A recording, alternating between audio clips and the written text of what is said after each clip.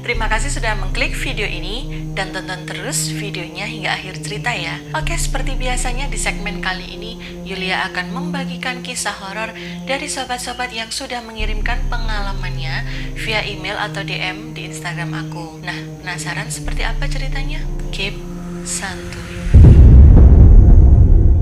Kali ini pengalaman horor datang dari, sebut saja namanya Cak Ti. Cak Ti ini adalah seorang yang melayani jasa penggilingan padi yang telah dipanen supaya nantinya siap menjadi beras, atau dengan kata lain operator selepan gabah. Jadi gabah itu bahasa Jawanya padi yang sebelum diselep menjadi beras gitu sob. Nah, Cak Ti ini sob setiap harinya bekerja keliling dari desa ke desa.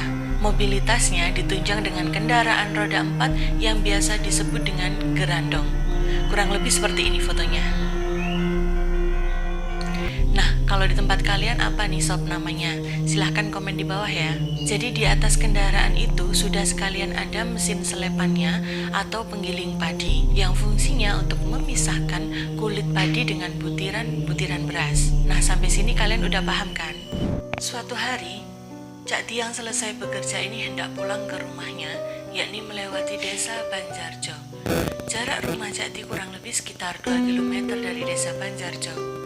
Cak Ti pulang di waktu yang hampir mendekati maghrib nih sob. Ketika melewati daerah Pasar Pon, tiba-tiba Cak Ti diberhentikan oleh seorang wanita tua yang katanya nih hendak menggilingkan padi di rumahnya. Oh, kui ceritanya dicegat nek pinggir rembong, terus simbahi kondo nek arep nyelep nek gabah. Tapi ya aneh juga ya maghrib-maghrib arep nyelep nek gabah. Merinding.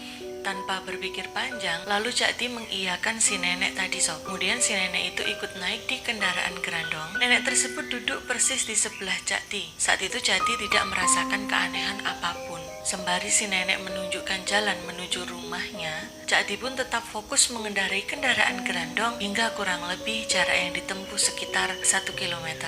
Akhirnya, sampailah juga di rumah si nenek. Sesampainya di rumah, nenek tersebut meminta agar Cak Ti menggiling semua padi di dalam karung. Cak Ti pun sempat kaget karena banyak sekali jumlah karung-karung itu. Cak Ti sempat bertanya kepada si nenek itu, "Ngapunten mbah, iki arep dinggo apa toh? Kok nyelepke okeh men?"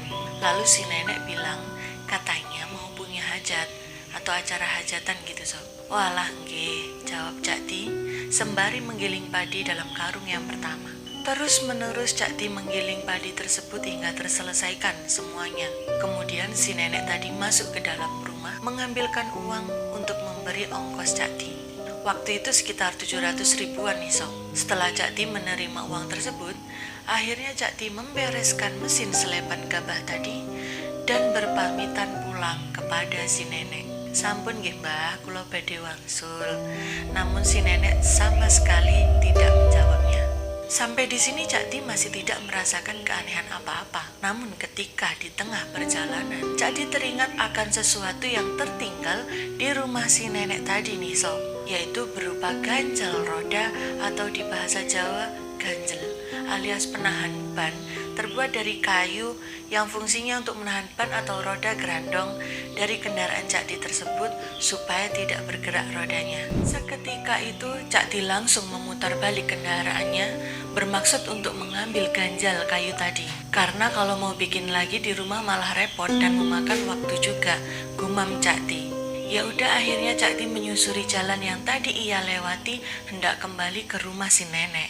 Namun anehnya, Cak Ti tidak melihat sama sekali ada rumah di mana tempat Cak Ti yang menggiling padi atau gabah tadi nih sob. Cak Ti heran sambil sedikit menggerutu. Ngendi iki kok raine omah sing kuwi mang yo. Rumah saku wis bener to dalane sing iki. Ketika Cak Ti terus melanjutkan pencarian jejak bekas ban atau roda gerandong ini pun masih ada dan terlihat nih sob bekasnya. Tapi justru yang dilihat oleh Cak Ti adalah sebuah gua. Cak Ti kaget bercampur bingung nih sob. Padahal tadi dengan penuh kesadaran Cak Ti menggiling padi di tempat itu yang dilihatnya adalah rumah seorang nenek. Kok tiba-tiba bisa berubah jadi gua? Cak Ti semakin bingung. Akan tetapi nih sob, di tempat kejadian itu Juga terdapat bekas kulit-kulit padi yang digiling oleh Cak Di yang biasa kita menyebutnya dengan sekam. Sempat terlintas juga oleh Cak Di untuk mengecek uang bayaran dari si nenek tadi nih sob. Dilihatnya, emang beneran itu sob, uangnya asli. Akhirnya dengan rasa takut Cak Di pun pulang ke rumahnya.